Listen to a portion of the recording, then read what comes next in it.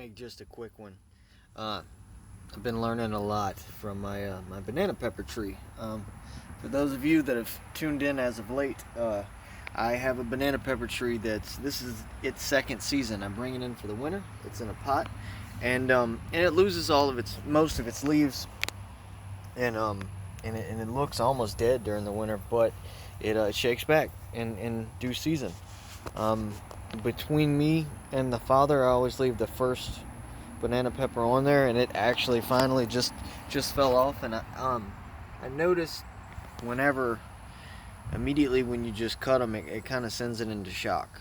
And so I let them grow out to pickle them. When they turn kind of harder, they get huge, and they're not really good to eat raw because they're so hard. But when you pickle them, you just get more banana pepper, or cook with them. But anyway, so this is what I was thinking. I don't know how well you can see this, but I said something about leaving the first one on there, and then it just sprouted up all over the place. It was, I just saw a symbolism, in that, leaving the first fruit for the Father. But it's we're in August now, and this thing's been producing since right just after March. And if you'll notice, there are these little ones right here, and they stay like that.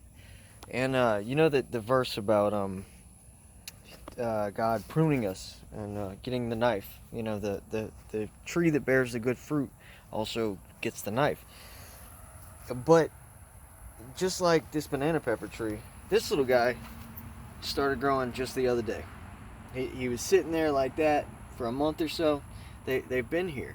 But I've noticed with my banana pepper plant, if I don't remove that which it's born for me to eat, the other ones won't grow.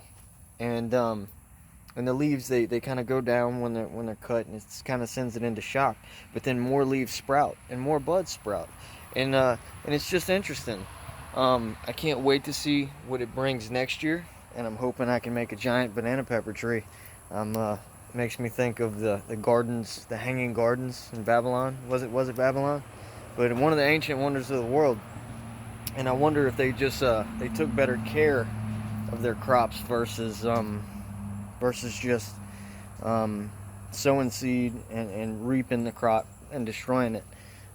Because when it comes to it just keeps getting bigger. So yeah, that's awesome. Anyway, just thought I'd share that.